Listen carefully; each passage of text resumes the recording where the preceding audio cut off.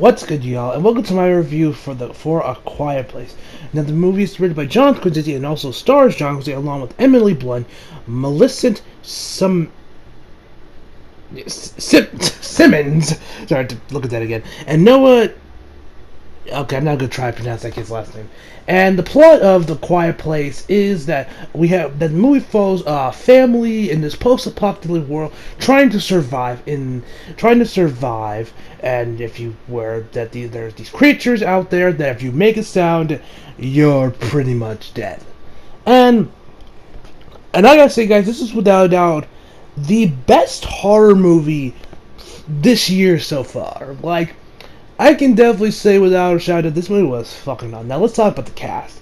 Now let me talk. John Krasinski and Emily Blunt, mwah, they were great. Actually, after watching this movie, because actually beforehand, my good friend Eli Moore actually DM'd me this post. He shared me this post with me on Instagram about, like, would you take the red pill or the blue pill for, like, if Cap dies, Falcon becomes Captain America, and John Krasinski becomes Mr. Fantastic in MCU, or if you take the red pill, Iron Man dies, T'Challa's sister becomes Iron Man, and Hugh Jackman becomes Wolverine in the MCU. I was like, give me that damn red pill. But then when I was watching the movie, when I was looking at John Krasinski, I was like, you know what? And I saw pictures of him clean. I was like, you know what? When I look at you, I do see Mr. Fantastic. Then when I saw Emily Blunt, like, you could work with Sue Storm. Because actually, I know this has literally nothing to do with it. It's just me as an MCU fan talking, really, for a second. I can only say that Marvel and Kevin Feige should probably keep their eyes on these two for whenever they start casting for, like, the Fantastic Four. I say keep your eyes on those two for Sue Storm and Mr. Fantastic. At least in my personal opinion. But I gotta say, the highlight of the movie, out of this whole cast, was definitely Melissa Simmons. She was fantastic in this movie. Like, because keep in mind, like, if you guys saw the movie, she plays a deaf girl. But actually, in real life, she's also deaf in real life. So you get that extra little bit of realism, I guess, added flair to the character, I guess you can say, or to the performance, I guess you could say. But what she does in the movie, she is just fantastic. Like, she definitely has a very promising career ahead of her, and I'm definitely looking forward to seeing her in other movies if she does movies that are, at least have some notoriety to them. Jesus, I can't talk today. And now before I start talking about goods, let me talk about the bad real quick. My only real flaw I had with this movie, where they're kind of more or less nitpicks, is that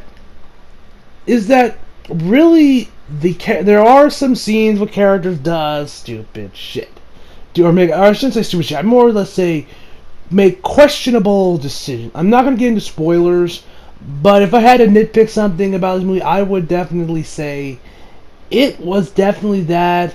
And the way the movie ended kind of was like, I personally kind of liked it. So, or like, the final shot movie was really good, but I was like, I think you maybe could have, like, extended it a little more, just, show us a little more, not keep it as vague, but if I had to nitpick, I'd say that's definitely what I would nitpick about. But now let's get to the plot. Like I said, the movie is excellent. Like I said, the cast great, and when we see the creatures, like, we don't really see it that much. We do see it a little bit more around the end of the movie.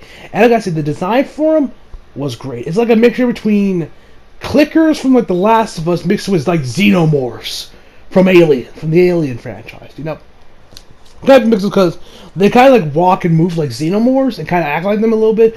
But, like, clickers, they can only really see they can't see, but they can hear. They have very good hearing.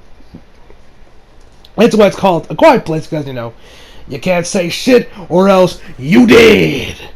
And when we see creature, like, we don't really get that many good looks about him until, like, around, like I said, the end of the movie. But when we do, I can notice the CGI on him was great, and the creature design itself was just fantastic. Now one other thing I gotta say is definitely the music. The music for this movie was also really damn good.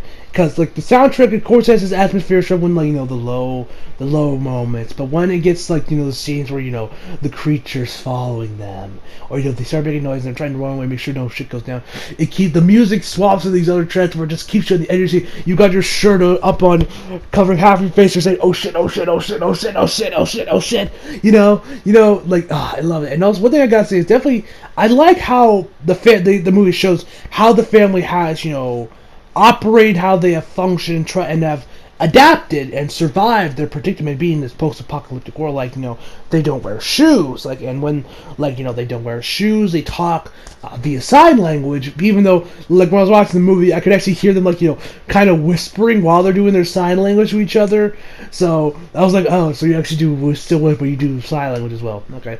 And actually when they eat, they use lettuce leaves as their plates, and they use their hands instead of utensils, to make sure they don't make noise. And Leopold Borgans use pieces of fabric instead of metal pieces or plastic, like in Monopoly. And besides that, that's really all I gotta say of this movie. Like I said, the cast was great.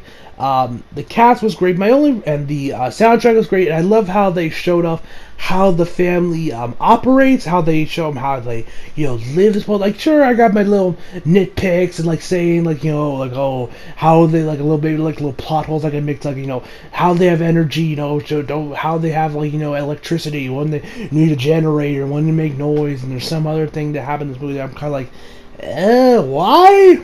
But besides that, that's really all I gotta say with this movie. So overall, my final verdict for A Quiet Place is without a doubt a 9.5 out of 10. If you are a fan of Don't Breathe, which this movie is definitely this movie is a mixture between Don't Breathe, It Comes at Night, and The Last of Us. So if you are a fan of any of those movies or The Last of Us, which so hyped The Last of Us 2, I love that game. I would definitely recommend if you're looking for a movie to reinstate your faith in mainstream horror. That hey, Hollywood can actually make a decent horror movie, that something that just fills jump, which there are a lot of cheap jump scares, which is another thing that I had a flaw with. If I had nitpicks on it, I would definitely say a little too many cheap jump scares, and a couple of things are kind of cliche in this movie. But besides that, like I said, overall I had a blast. That 100% on Rotten Tomatoes this movie had, which it doesn't have anymore. It's scrolling a 96. I checked. I definitely say it was well worth that 100% when it had it. It's now at a 96, like I said.